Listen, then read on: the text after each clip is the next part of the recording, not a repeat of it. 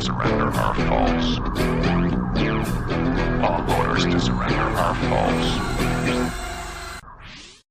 Welcome back to 3COG. Today's topic is going to be training, as in what did you do today to be better than you were yesterday? What did you work on? For me, I worked on dry fire with my pistol from the holster, working front sight focus, ripping the gun out, getting it up fast. That's what I worked on today. So I worked on something, and because of that, I'm a little bit better at it than I was 3 hours ago, yesterday, stuff like that. The gun world, in the shooting world, your skills are so perishable.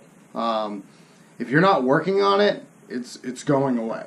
There's a laughable theory for police and military that, I know how to shoot because I'm a cop. I know how to shoot because I'm in the military.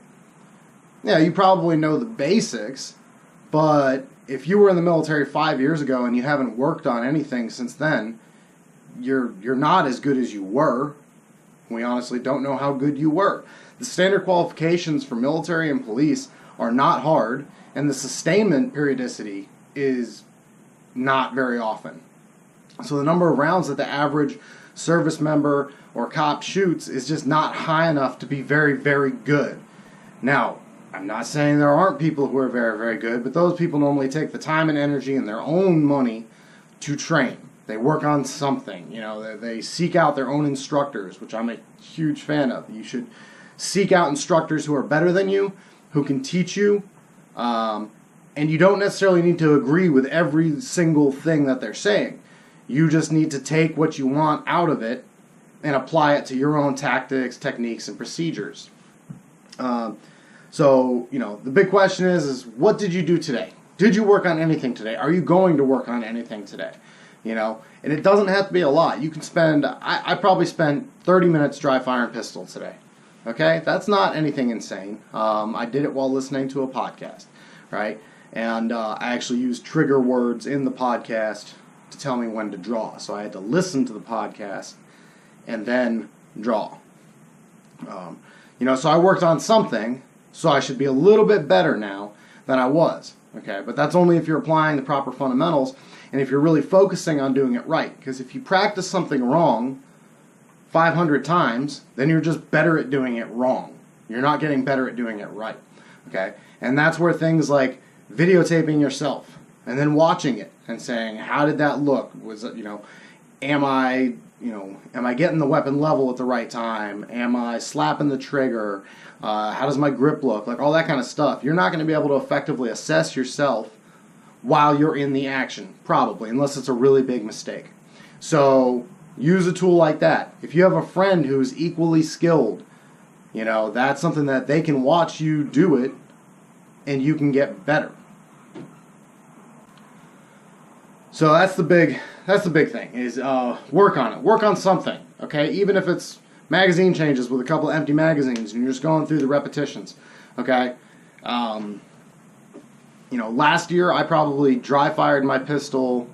Well, I know I dry fired it at least 10,000 times because that was my goal. I was going to get that many reps with my pistol. And that's just dry fire. That's not counting live fire. And my pistol work got a lot better because of the effort. So that's really it, guys, today. My big point is train. Do something. Like, get it from an instructor. Watch a YouTube video from a qualified instructor about how to do something. But watch out, there's a lot of bad gouge out there too. But work on something. You are not getting any better by not doing anything.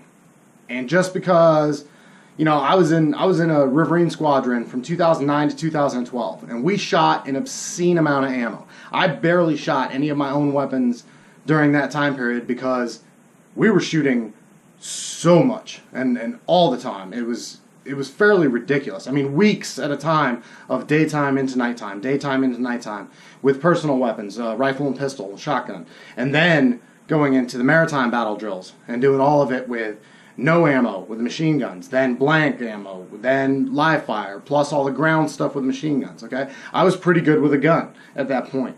And I learned a lot of lessons that stuck with me, but there's no way I have maintained the speed and the accuracy and stuff like that because of how good I was 8 years ago. It's irrelevant. Okay, it taught me a lot of really good stuff, but that's not why I'm still a halfway decent shot. I'm still a halfway decent shot because I've continued to train on my own. I've continued to train out or seek out challenges, competitions. I've continued to put in the reps and sets that it takes to develop a skill. So my challenge is to do something. Work on it. Work on something. Mag changes, draws with front sight focus, whatever. Okay. As always, if you're doing dry fire, make sure the weapon is clear. Make sure there's no live ammo present. Okay. You can think I'm a little bit paranoid, but what I do before I dry fire is I say out loud, I am engaging in dry fire practice. There is no ammunition on me, in the gun, or in the room. And I look around and I verify, okay? And I do that every time because I absolutely do not want to have an ND in my house. So, that's all I got. Thank you very much for watching. If you got anything out of this, please like, share, and subscribe. Helps out a lot. You can check me out on my other social media platforms at 3 Kinds of Guns on Instagram, Facebook's 3Cog, and obviously my YouTube channel. That's it. Thank you very much.